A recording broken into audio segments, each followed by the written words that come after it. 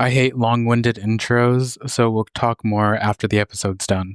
Welcome to the Late Night Cooldown. I'm your host, Kyle Antoine, and let's get into it.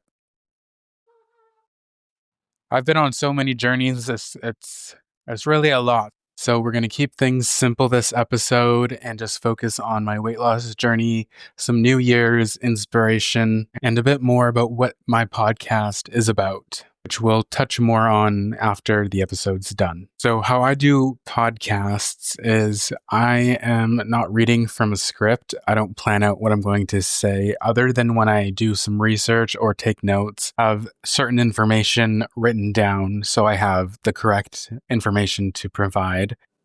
So other than those instances, like right now I am freestyling, you could say, I will not be reading from a script the majority of the time because I want my podcast to be a place where we can talk authentically and not be a curated pile of dog shit. To be transparent, I will cut certain parts, replace certain parts so the conversation flows better and so that there's not a lot of word gargle or word vomit and weird noises from when I'm talking. Sometimes when you're trying to get a point across or say something, it doesn't come out in the right way or it doesn't come out in a coherent way. For example, right now you're hearing my voice about a week after the initial recording took place. Aside from the edits I'm making today, the raw audio you are hearing throughout the entire episode is from take 2. In take 1, it had audio distortion because my microphone wasn't clipped to my body. So you'd hear audio distortion about every 3 to 5 seconds. So if you want to hear the raw take 1, then let me know and I'll release it at some point on some platform. I think you'll love the episode if you hear the raw take 1, but it was just not something of quality to release. So this is not a full-blown, serious-toned podcast. For certain episodes, we will dive into more heavy and deeper topics, though, like drug addiction and sobriety. We can talk about the homelessness issue and religion and spirituality, also business and entrepreneurship. We can talk about education and its importance in modern life. We can cover politics and your ticket out of the poverty cycle. If we talk about politics, we'll be focusing on the British Columbian and Canadian politics because that's where I'm based. And that is what affects me, and that's what I live, and that's what I know. So it wouldn't necessarily make sense all the time to talk about what's going down in Los Angeles or Texas or what's going on in Washington, D.C. For sure, we can talk about certain topics outside of Canada and outside of British Columbia, for sure. But that's not going to be the main focus if and when we do. So I'm recording this about a week ahead of the scheduled release date on the 28th. Something that I've been really figuring out is when I procrastinate something, it usually causes more issues in the long run than if I were to just put my head down and get it done. My original schedule for releasing my first episode for this podcast was to record about a week ahead of schedule, have the final edit done by Friday, and have it ready to release on Sunday. As I'm doing the final edits, it is now Saturday. Thankfully, I really enjoyed this episode, and I even listened to it on my way to the gym and at the gym to keep me motivated. So there's not a lot of editing I have to do, just some audio replacements. My first episode I recorded, I was definitely a bit more awake and alive in that episode. I'm a bit tired. I've been stressed out all last night and pretty much all day, trying to meet deadlines, organize things for my business. So it's just been a very stressful day. I think that's why I'm tired. I'm just emotionally exhausted. But I am excited, though. I'm not prepared to give up in the slightest. It's really a gift to be in that kind of position and a mindset. where it's not an option to stop.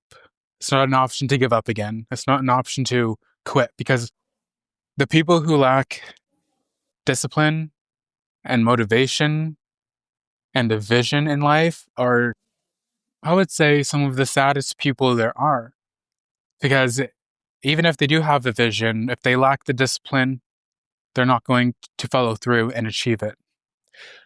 If they have discipline but no vision, then they're just going to continue doing things that don't satisfy that burning desire that I believe everyone has in their heart, in their soul. I believe everyone has a burning desire of something that they really want to achieve. And I think a lot of people far too often die without ever making any headway towards their goal. Or by the time that they realize what they want to do, or that they should have done what they've always wanted to do, it's too late for them. And I don't necessarily believe that there's ever a point where it's too late to begin working towards your goals and your dreams. But it comes to a point where once you get over the self-doubt, the self-criticism, the perfectionism, the procrastination, it's already too late for certain opportunities that you could have had. Or it just doesn't make sense or resonate with you anymore. Because I think part of achieving your goals in life, your main big goals, and they don't have to be big to everyone. They like for some people, their goal is to own a house one day.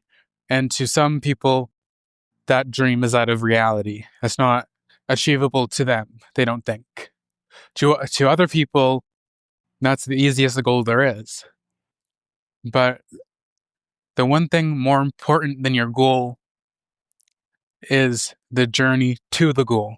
Because during that process of moving towards that goal, you learn what is necessary to continue being successful, to continue building a sustainable future, a future in where you don't have to struggle, a future where you're not worried if you can pay the bills on time or at all.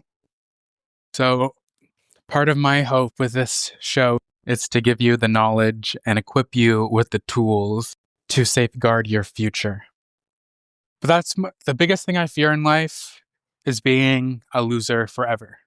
I'm fine with being a loser in my teenage years, in my early 20s, but when I'm 30, 40, 50, hopefully 90, hopefully 100, I don't want to be the sucker that never took the chance, that never built the discipline, that never got the education, that never set out to do anything meaningful in their life. I want to be the guy who in their 20s started a show, released their own clothing brand and clothing line, built a following, built a successful business, went from poverty to wealth, went from depression to content and peace, went from just talking about it to actually executing and achieving things in their life.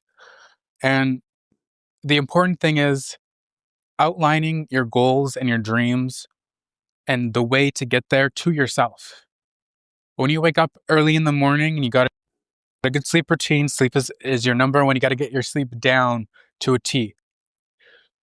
If you're younger, 8 hours. If you're a bit older, maybe 7, 6 hours is enough. But when you're a teenager, when you're in your 20s, 8 hours sleep minimum. At least try to hit that, so that lack of sleep doesn't become your Achilles heel. Great. Now, like, I've been so stressed and excited, and I've been up and down and in my emotions, going to the gym, going and getting things sorted with my business, organizing my plan to release the show on time and in the timeline that I have set out for myself, and not allowing myself to stay in procrastination and in fear and in a lack of motivation. which is when you rely on discipline, when you're not motivated to do it, you discipline yourself. It matters the most when you don't want to do it, when it's hard. So my sleep hasn't been the greatest recently. It hasn't been terrible. Even if it's for 3 hours, say I stay up until 3 a.m. in the morning, and my plan is to wake up at 6 and start the day again, I at least get that 3 hours of sleep. But I'm, working on fixing my sleeping schedule. Things are kind of balancing out again. But when your emotions are just like not all over the place, but it's not that I'm extremely happy or extremely sad, but I'm over a year sober from drugs and alcohol. The things that I have accomplished so far in the last month and a little bit really mean the world to me, because I would say for like 99% of the year, I was either sleeping, binge eating, or doom scrolling on my phone because I was in this like depression. I think this was kind of like my cocoon moment where I was being transformed. I gained a fuck ton of weight in a very short amount of time. I was and still am the heaviest I've ever been in my life. Waking up and seeing a fat person in the mirror, this is real talk. When you wake up, when you've been skinny and fit for the majority of your life, and you look in the mirror and you're 20 years old and you look at yourself and you're like, what the fuck happened to me? And you don't recognize your body, you don't recognize yourself. It's hard to walk.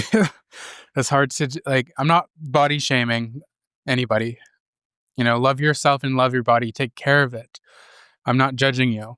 But I'm telling you the reality of my perception of what was going on during like certain moments throughout this year.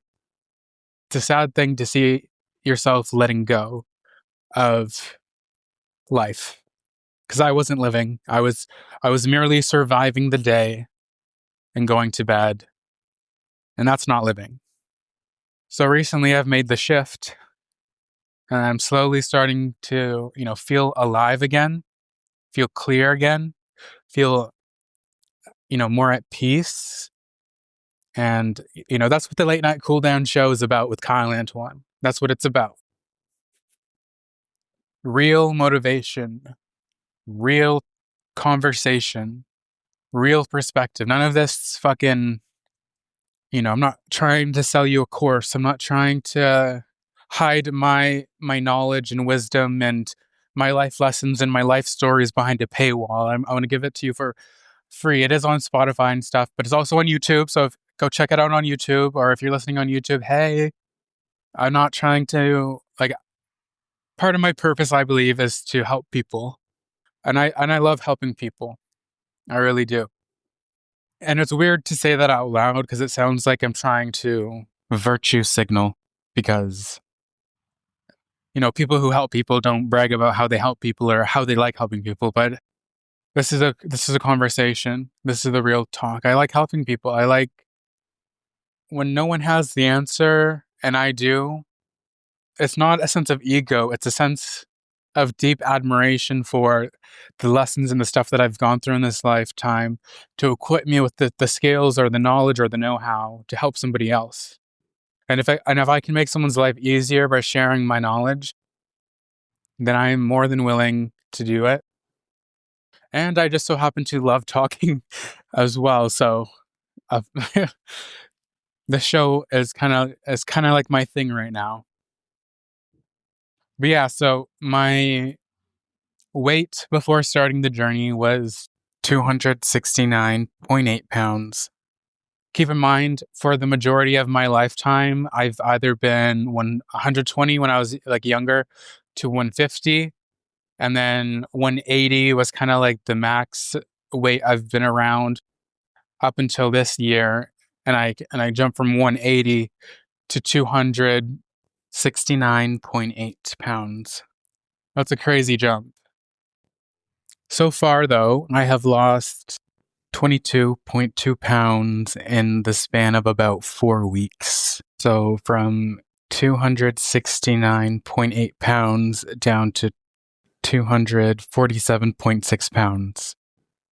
How did I do it, you may ask?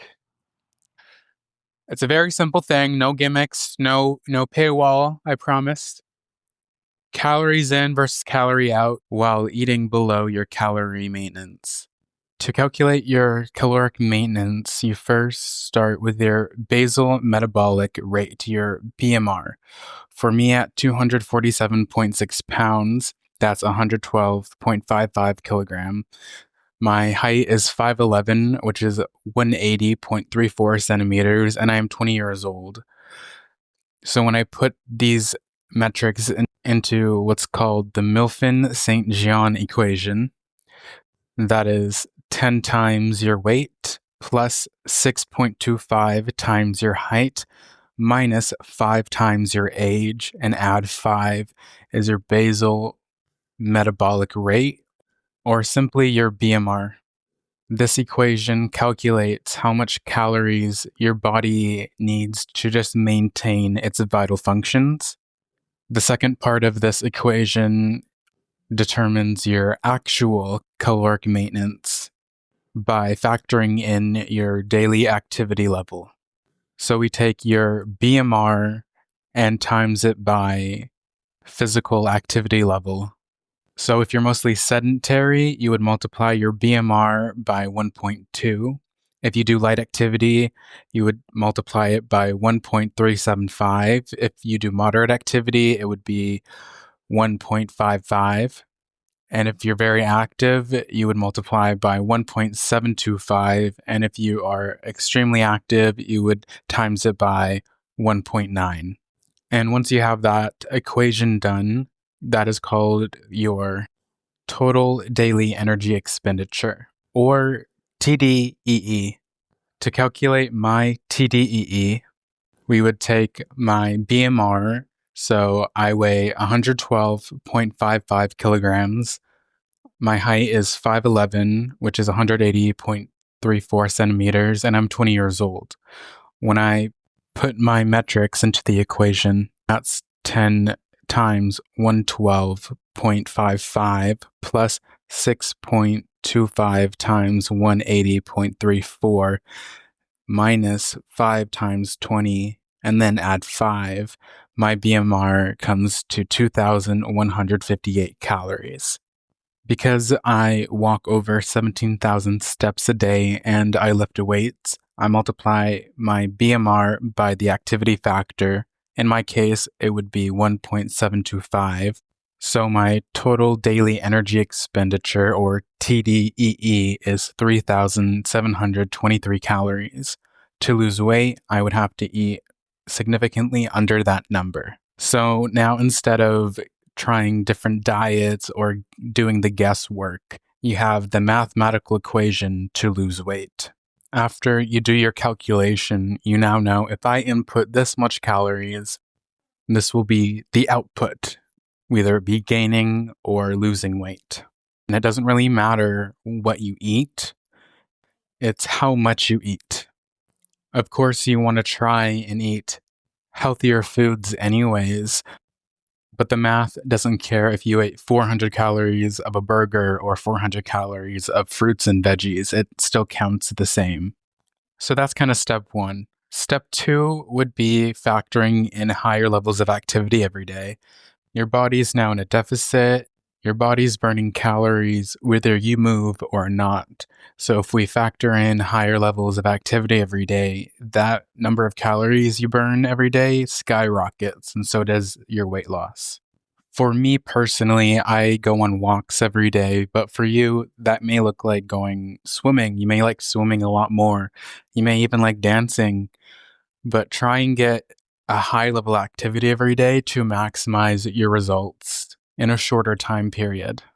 Step 3 may be the hardest part, and this is remaining consistent with your calorie deficit and your daily activity level. And if you don't know where to begin, going on a daily walk, even if it's just for 15 minutes, it is the easiest and simplest way to start burning those calories. Also, make your fitness fun. You can change it up. So maybe for a few days, you go to your local park, walk around and explore it. Then look on Google Maps and see what's around. Is there an area you haven't explored or been to? Is there a new store that you want to go to? Instead of taking the bus or driving there, you can walk there. You can bus back later. So don't frame it as I need to hit 10K. It can feel like a hassle. And being fit is natural. The human body likes to be active. It's the mind that can sometimes interfere in negative ways. So that would be my simple advice is make it fun for you. Find what you really enjoy and stick to it. But if you like, for example, walking, because I know walking, trust me, I know walking. So try and improve, by 0.1% at least every day. Over the year, let's say you improve by 1% a day, by the end of the year, you've improved by 365%. The reality, though, the real talk is that you're going to have days where you go back, maybe negative 5% or negative 0.1%. You're going to have other days where you're just at a baseline. You're going to improve a solid 1%. But then there will be a time where you improve by 5%, 10%, or even 30% in a matter of a day or a few days or within a week. And if you consistently show up for yourself and consistently show up for the life that you want to live, you're going to have way more good days than not. And the goals and your dream that you want to bring to reality, there's a few things that I would like to say about it. The first thing is it really only has to make sense to you, the vision. Not everyone in your life, and for the majority of people, they're not going to see the vision. They're not going to give a fuck, at least at first. They're not going to care, or they'll think you're stupid, or they'll think your idea is stupid. But guess what? It's not for them. It's for the people who resonate with your journey. It's for you. So when you hit those milestones, because when you first start losing weight, and I speak about losing weight because that's where I currently am. When you start losing weight, let's say you've lost 1 pound overnight, or you've lost 0.4 pounds overnight. Like that feels good.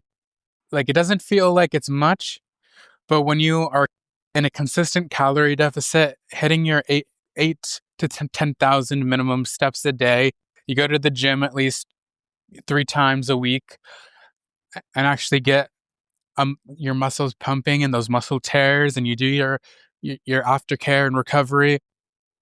It's not a matter of if now, it's a matter of when you achieve that dream body. And you can achieve it depending on your weight. Like you can achieve your goal weight and your goal body within a year, which sounds like a long time, but time is going to pass regardless. That time could be spent being in that calorie deficit, going to the gym at least a couple times a week, hitting those daily 8K, 10K steps. And by the time a year's done, you're going to look healthier, you're going to feel better, you're going to look better.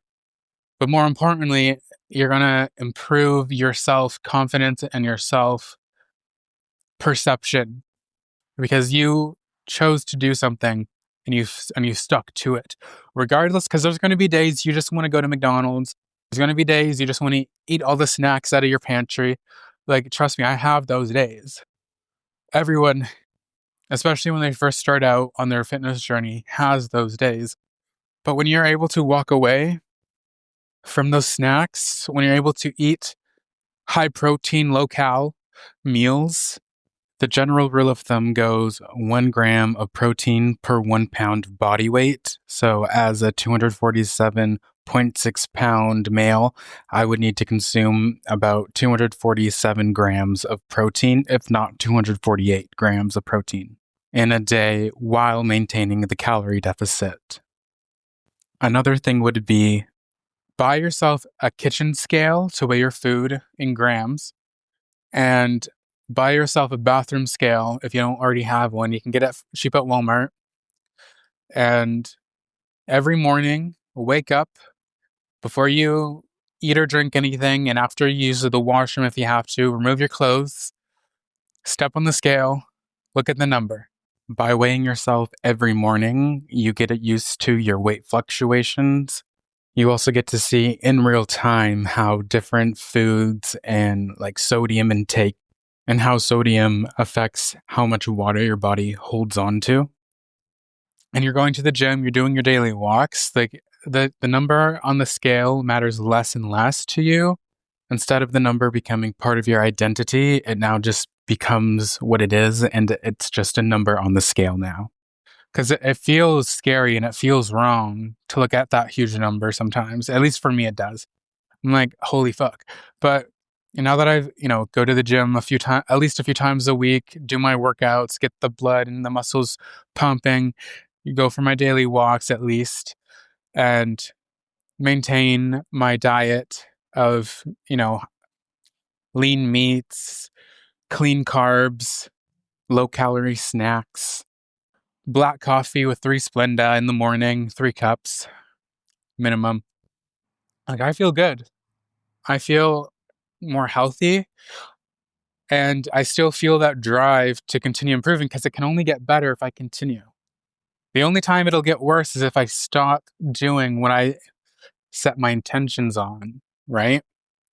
And if you've never been to the gym before and you're worried about working out in front of other people, don't be worried, because I would say the majority of people who are there have also been exactly where you are right now. We all go to the gym for one reason or another, but most of the time I would say it's because we want to improve ourselves and the way we look, but also, it's great for your mental health.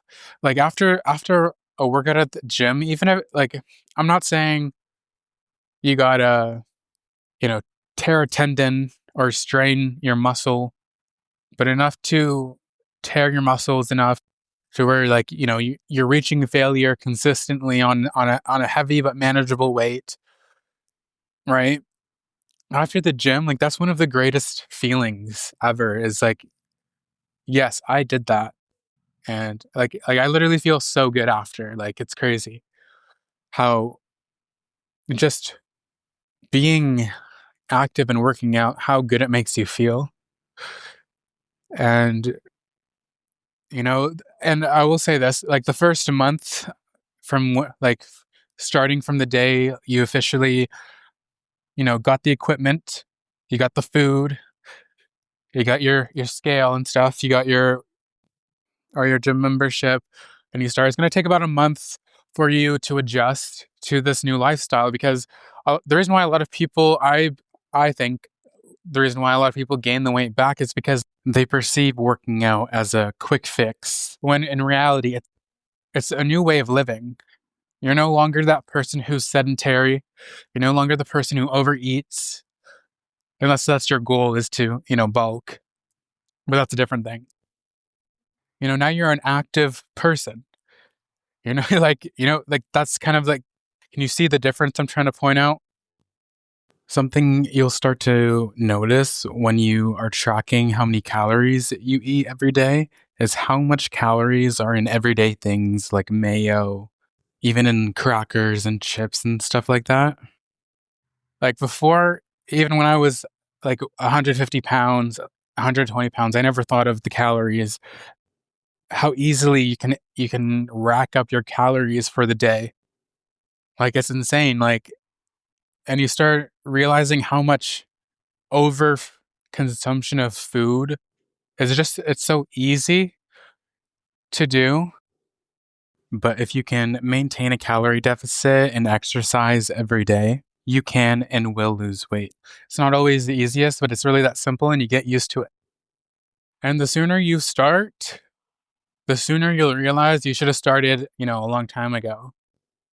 If you're doing it from a healthy standpoint, The more you realize it's not just about losing the weight and looking good, it's about feeling good in your own body and feeling healthy. And with that, this has been episode 1 of the Late Night Cool Down with your host, Kyle Antoine. We have many more episodes to come. We'll be releasing a new episode every 2 weeks. We will also be featuring artists from in and around Metro Vancouver. So stay tuned. Make sure you go subscribe to our Substack. You will get weekly updates on the upcoming episodes. And more information on the podcast and myself, go follow my social media accounts. And with that, the 2025 season officially comes to a close.